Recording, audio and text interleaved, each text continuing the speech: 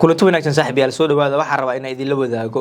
xog culus oo saacadihii lasoo dhaafay ka soo baxday qaybo ka tirsan gobolka Shabeellaha Dhexe.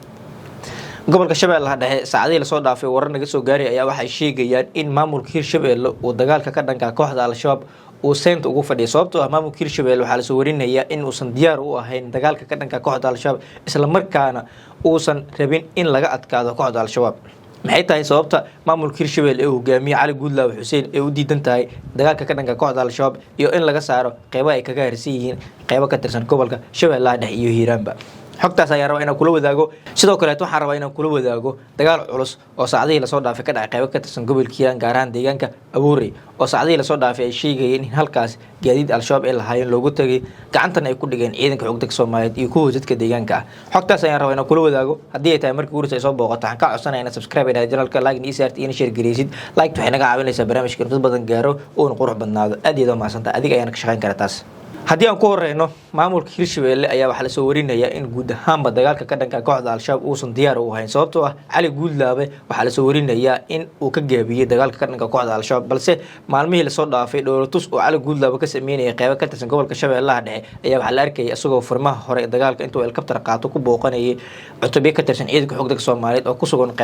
qaybo ka tirsan gobolka Shabeellaha Dhexe. Cali Guudlaawe ayaa furmaha hore dagaalka waxa uu tagaa si uu dhoolatus ugu sameeyo isla markaana bulshada uu uga gado inuu diyaar u yahay dagaalka ka dhanka kooxda Al-Shabaab balse Cali Guudlaawe ayaa waxa ku geedaaman in uu diyaar u yahay dagaalka ka dhanka kooxda Al-Shabaab sababtoo ah waxaa soo baxaya xogo sheegaya in guud ahaanba baabuurtii dagaalka ahayd loogu talagalay in Al-Shabaab lagula dagaalamo Cali Guudlaawe ku xareystay madaxtooyada maamulka Hirshabeelle isla markaana madaxtooyada maamulka Hirshabeelle ay noqotay garaash baabuurta lagu xareeyo. Cali Guudlaawe sidoo kale waxa uu rabaa in guud ahaanba maamulka Hirshabeelle aan Al-Shabaab laga xureyn sababtoo ah qaybo ka tirsan gobolka Shabeellaha Dhexe isbaarooyin ayaa u yaal Cali Guudlaawe isla markaana canshuurta isbaarooyinkaas laga soo arooriyay ayaa u xarootay Cali Guudlaawe. sidoo kale Cali Guudlaawe sabab uu diidan yahay in qaybo ka tirsan gobolka Shabeellaha Dhexe Al-Shabaab lagu xureeyo ayaa waxay tahay Cali Guudlaawe waxa uu rabaa in maamulka Hirshabeelle uu iska sii joogo isla markaana dowladda federaalka uu rabo in uu ku qanciyo in dagaalka ka dhanka kooxda Al-Shabaab maamulkiisa intii uu joogay ay ka saareen deegaano badan balse xaqiiqada dhabta ah ee jirta ayaa ah in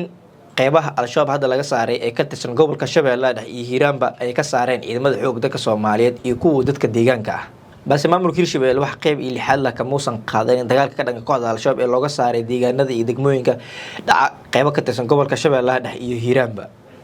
sidaan wada ognahay Abuurey waxaa ka socda dagaalka dhanka kooxda Al-Shabaab halkaasi waxaa degta beesha Xawaadle oo iyaga markii horeba guluf ka dhanka Al-Shabaab inuu bilowdo markii horeba sabab u ahaa. beesha Xawaadle ayaa sabab u ahayd inuu bilowdo halganka ka dhanka kooxda Al-Shabaab iyadoo haddan ay Al-Shabaab kula dagaalamayaan weli qaybo ka tirsan gobolka Hiiraan gaar ahaan deegaanka Abuurey oo saacadihii lasoo dhaafay halkaas ay dagaal culus kula galeen kooxda Al-Shabaab bacdama Al-Shabaab maalinkii lixaad oo xiriir ah ay deegaanka Abuurey ku soo qaadayaan weerar gaadma ah balse ugu dambeyn ciidanka xoogga Soomaaliyeed iyo kuwa dadka deegaanka oo iskaashanaya ayaa waxa ay maanta jab xoogan ku gaarsiiyeen dagaalyahano ka tirsan kooxda Al-Shabaab iyadoo halkaas uu ka jiro khasaare dhimasho dhaawac lagu gaarsiiyay kooxda Al-Shabaab sidoo kale halkaas Al-Shabaab lagu qabsaday hub iyo gaadiid oo halkaas ay uga carareen. haddii aan soo weecano dhankan Cali Guudlaawe Xuseen sidoo kale waxa lagu eedeeyay in gabi ahaanba dagaalka kooxda Al-Shabaab lagula jiro uu ka gaabiyay isla markaana uusan rabin in qaybaha ay Al-Shabaab kaga harsan yihiin Shabeellaha Dhexe uusan rabin in guud ahaanba laga saaro. maalmihii lasoo dhaafay wareysi uu bixiyay xildhibaan Xaadool oo ku sugan furmaha hore dagaal gaar ahaan gobolka Shabeellaha Dhexe ayaa waxa uu sheegay in guud ahaanba Cali Guudlaawe uusan diyaar u ahayn in dagaalka ka dhanka kooxda Al-Shabaab maamulkiisa uu ka qayb qaato sababtoo Cali Guudlaawe xildhibaan Xaadool waxa uu ku tilmaamay ama uu ku sheegay in guud ahaanba gawaaridii dagaalka loogu talagalay in dagaalka ay ka qayb qaataan uu Cali Guudlaawe isaga xareystay madaxtooyada maamulka Hirshabeelle isla markaana Hirshabeelle aysan diyaar u ahayn horumar iyo dagaalka dhanka kooxda Al-Shabaab sababtoo waxaan ognahay guud ahaanba maamulka Hirshabeelle waxa ragaadiyay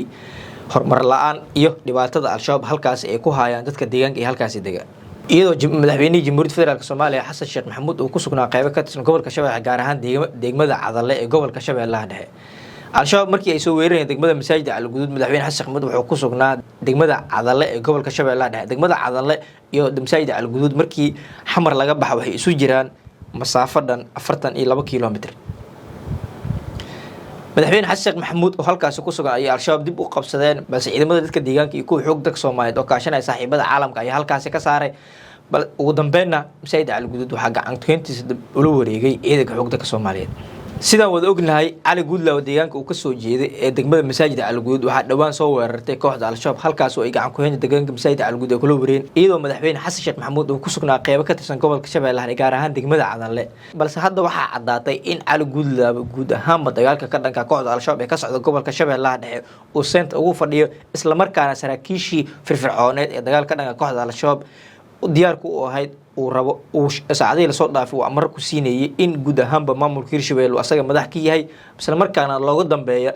amarna looga qaato haddii dagaal al-shabaab lala gelayo iyo haddii al-shabaab meel laga xoreynayaba cali guudlaawe in hadda uu dagaalka al-shabaab salka ugu fadhiisto maysan ahayn sababtoo al-shabaab hadda waxay marayaan heer gabagabo ah waxayna kaga harsiiyeen qeybo ka tirsan gobolka shabeellaha dhexe meelo yaryar oo fara ku tiris ah sidoo kaleeta qeybo ka tirsan gobolka hiiraan waxay kaga harsiiyeen meelo yar si lamid ah waxaana hadda ay al-shabaab ay marayaan heer gabagabo ay marxaladii ugu dambeysay maysan ahayn cali guudlaawe in xilligan uu saraakiisha ciidanka xoogga dalka Soomaaliyeed ee hogaaminaysa dagaalka ka dhanka kooxda al-shabaab